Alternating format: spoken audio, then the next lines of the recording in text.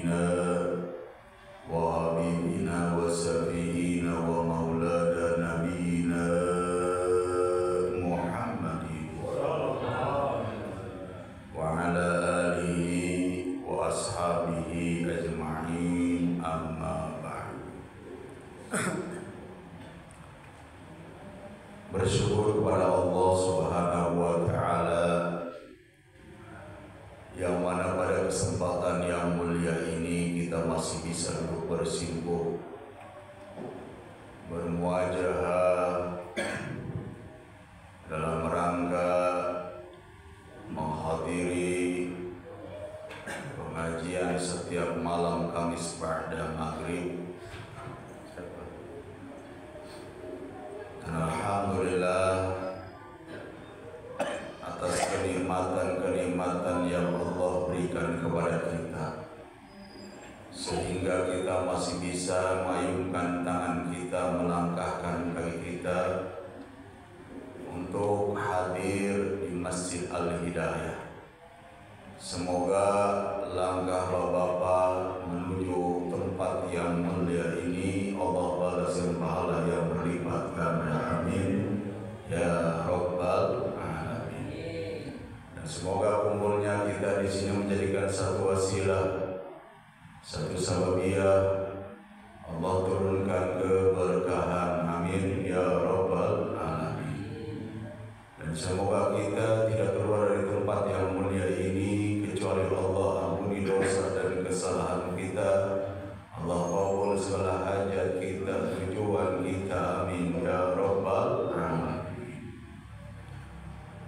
Salawat dan salam marilah kita senantiasa limpahkan kepada manusia yang mulia, manusia yang agung, Sayyidil Wujud Nabi besar Muhammad sallallahu alaihi wasallam beserta para keluarganya, para sahabat-sahabatnya, para tabi'in wa tabi'ut tabi'innya, dan semoga yang hadir di sini dianggap sebagai umatnya hingga akhir zaman dan kelak mendapatkan syafaatnya. Amin ya Rabbal Alamin.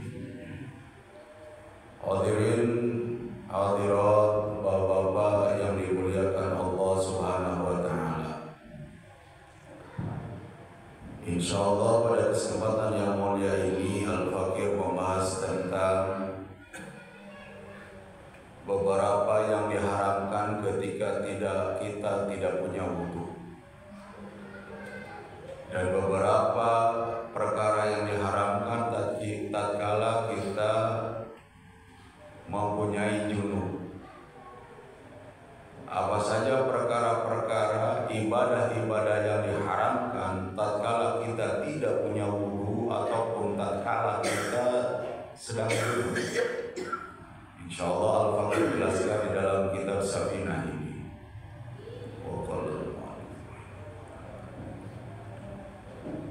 Faslun utawi iki iku suwiji fasol. Maninta podo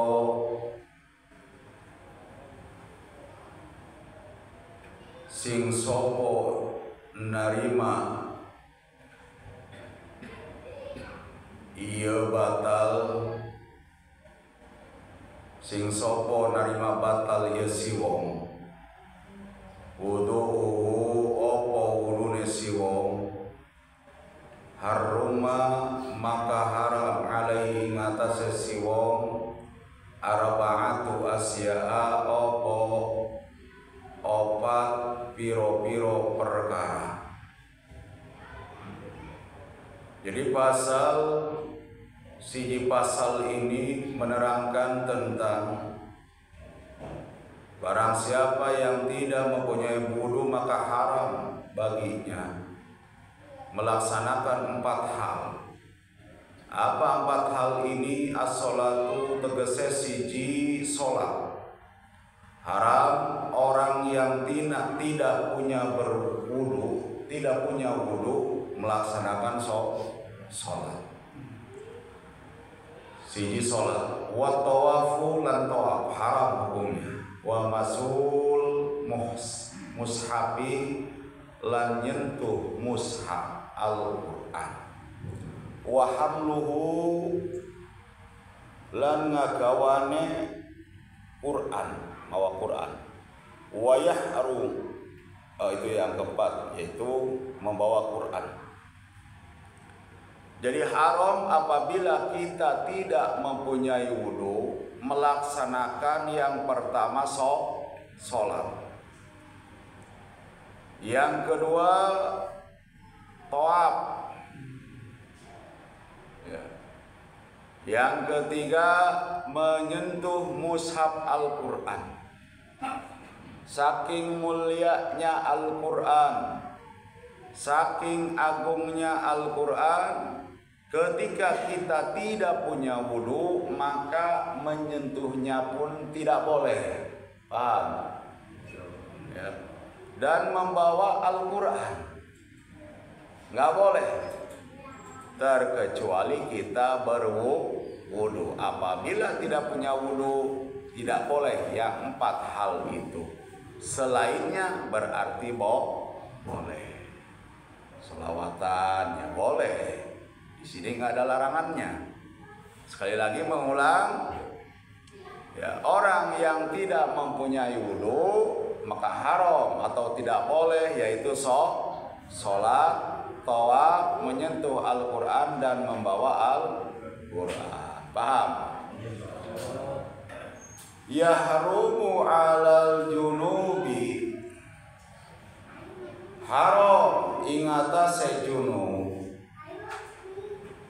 sitatu asya'a 6 piro-piro perkara, dan tidak dibolehkan wa yahrumu lan haram, tidak dibolehkan ketika kita mempunyai junub hadas besar, maka tidak boleh di dalam 6 perkara. Yang pertama as-sholatu, sholat, sama tawaf, sama menyentuh Al-Quran, sama membawa Al-Quran, sama cuma ada tambahan 2, waludzu fil masjidi, meneng ing dalam masjid. Nggak boleh kalau kita punya junub, belum mandi besar, belum adus sekurang maka tidak boleh kita berdiam diri di masjid. Wa qiraatul Qur'ani, lan maca Al-Qur'an tidak boleh kalau kita mempunyai junub. Paham? Jadi yang 4 perkara sama dengan tidak punya wudu orang junub. Cuma ada 2 tambahan karena di sini 6. Orang yang punya junub masih punya hadas besar, habis begituan sama istri belum mandi, maka haram. Yang 4 sama dengan yang tidak punya wudu. Itu ada tambahan, yaitu berdiam diri di masjid dan membaca Al-Quran.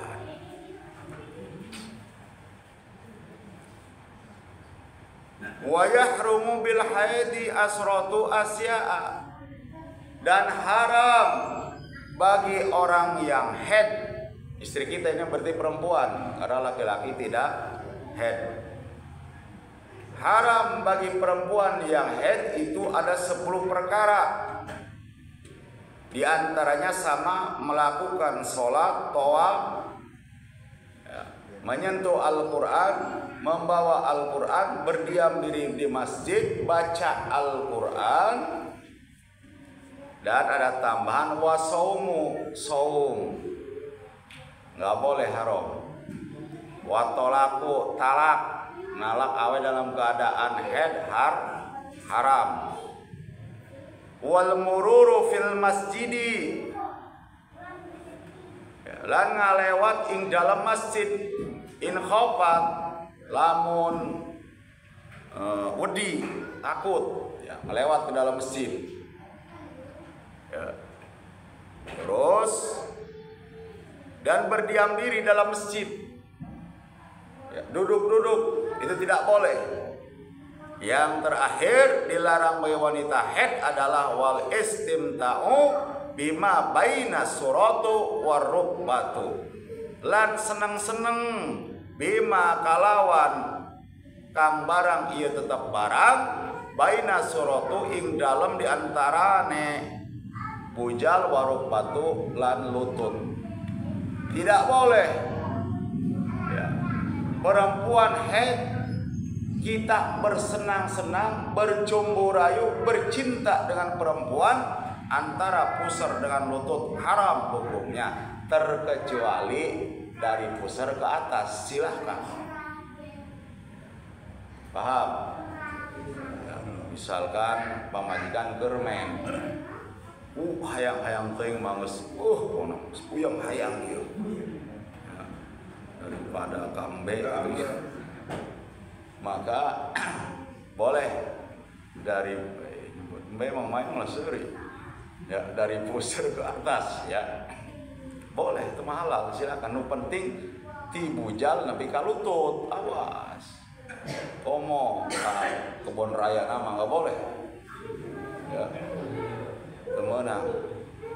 Kalau bercumbu boleh, yang penting mah laki-laki beren puas kan, bener tuh. Di pusar ke atas, Ustaz Widan belum paham ya. Masih bijaka. Dari pusar ke atas boleh. Eta mah ulah ditafsirkeun lah, ulah dijelaskeun sepaham meureun. Di pusar ka luhur mah atau ulah ngarojok ceuli we. Haram dari pusar ke lutut. Itu makanya digembok perempuan kalau lagi main. Ya, gitu menjen. Sampai gitu menjen. Jadi itu yang diharamkan ketika wanita sedang haid. Nah itulah perkara-perkara yang diharamkan ketika kita tidak punya wudu, ketika kita punya junub, yaitu punya hadas besar belum mandi, dan ketika wanita sedang haid. Ini jelas apa kagak nih? Jelas, insya Allah. Kiranya hanya itu yang bisa Al-Fakir sampaikan, cukup singkat saja. Yang penting bermanfaat, diamalkan dan tahu sekarang akan hukumnya, karena ini fikih wajib hukumnya kita untuk mempelajarinya, karena ini adalah salah satu bagian ibadah kepada Allah Subhanahu wa Ta'ala.